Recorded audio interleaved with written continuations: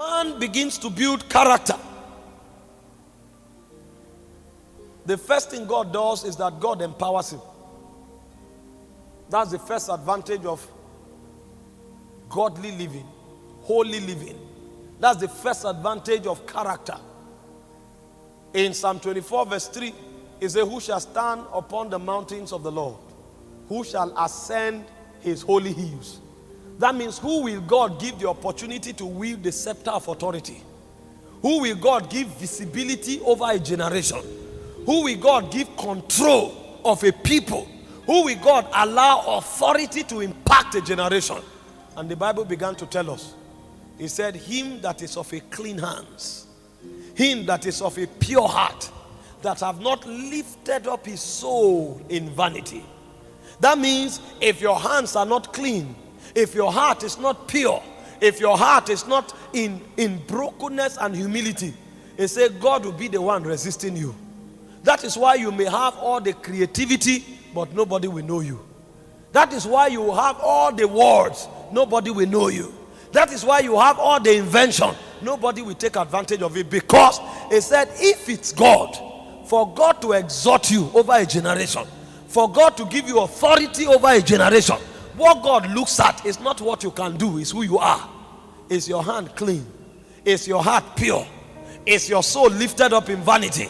If all of these credentials are there, then God will exalt you over his hills. And remember what happens to a man that God have ascended or caused to ascend over his hills. What did the Bible say? In Micah chapter 4 verse 1, it said, all the nations will say, let us go to the house of the Lord. Let us go to his holy hills. He said, for out of Zion proceeds the law. That means where direction comes for the nations is on the mountains of God.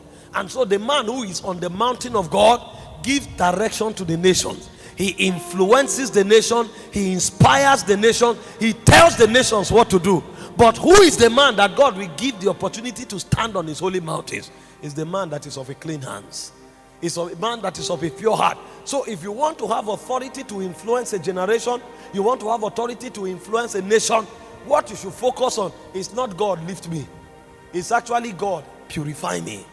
Because if you are purified, there is one place God will keep you. It's upon the holy mountains of God. And if you're on the mountains of God, the nations of necessity will seek you, because you will be the one to give them direction.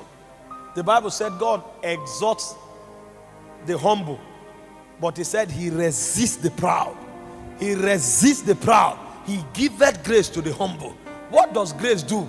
Grace comes to cause you to stand out. It can come in form of wisdom. It can come in form of creativity. It can come in form of empowerment. That's what it means to stand on the mountain of God. There are many people today who are wondering why they have such a golden voice, yet nobody hears them. Because they have not been exalted. There are many people today that have 1,001 ideas that would have changed their world, but everywhere they submit their proposal, it is trashed.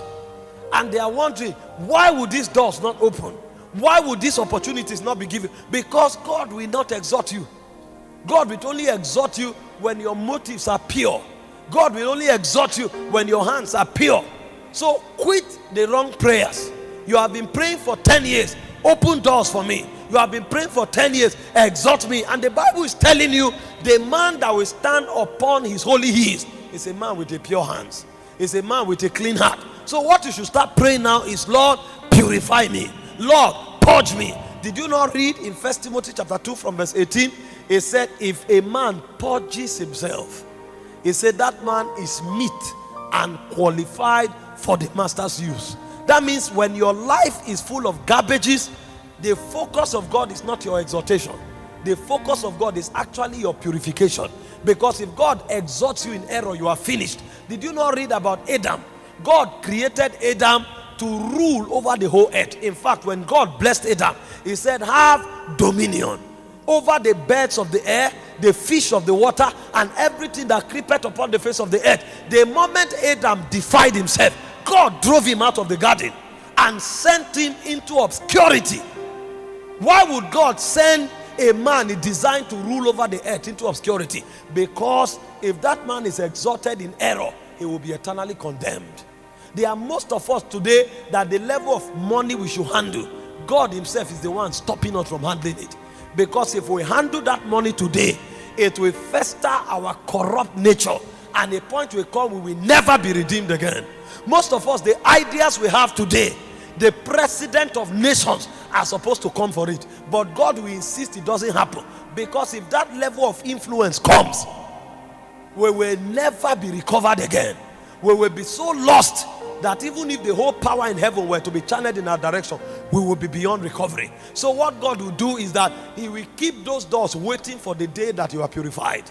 And the day you are purified, like the twinkling of an eye, things just changes, and you are wondering, is it so easy for me to have a breakthrough? Yes, it's that easy, but it is difficult for you to be transformed. That's why God faced the difficult part first. The moment your transformation is ensured, your change comes to you by free course.